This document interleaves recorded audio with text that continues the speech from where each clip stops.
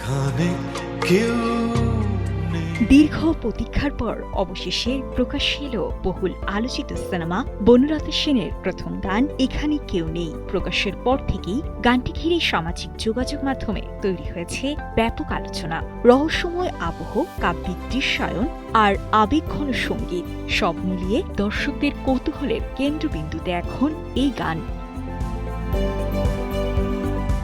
গানটির কথা লিখেছেন পাপ্পা মজুমদার ও শাহান কবন্দ। শুধু তাই নয়, সুর, সঙ্গীত, আয়োজন এবং কণ্ঠ দিয়েছেন বাপ্পা মজুমদার নিজেই। তার আবেগময় কণ্ঠ আর ভিন্নধর্মী কম্পোজিশন গানটিকে দিয়েছে আলাদা মাত্রা। গানটির প্রতিটি দৃশ্য যেন ইঙ্গিত দিচ্ছে অজানা কোনো গল্পের। আলো ছায়ার প্রতীকী ব্যবহার করা আর চরিত্রগুলোর নীরব অভিব্যক্তিতে তৈরি হয়েছে এক অন্যরকম রহস্য ঘেরা পরিবেশ। দর্শকদের মতে সাম্প্রতিক সময়ে বাংলা চলচ্চিত্রের গানের মধ্যে এটি অন্যতম নান্দনিক উপস্থাপনা। একমাত্র স্মার্ট সিটি বসুন্ধরা, আধুনিকতায় এক ধাপ এগিয়ে।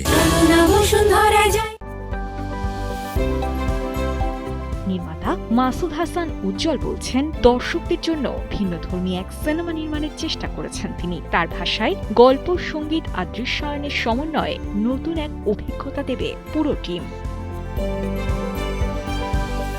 এর আগেই পোস্টার আর টিজার প্রকাশের মাধ্যমে আলোচনায় আসে বনলতা সেন। আর এবার প্রথম গান প্রকাশের পর সেই আগ্রহ যেন আরও কয়েক গুণ বেড়ে গেছে। সংশ্লিষ্টদের প্রত্যাশা, আসন্ন ঈদুল আজহায় মুক্তি পেতে যাওয়া এই সিনেমা হতে চলেছে বছরের অন্যতম আলোচিত সিনেমা।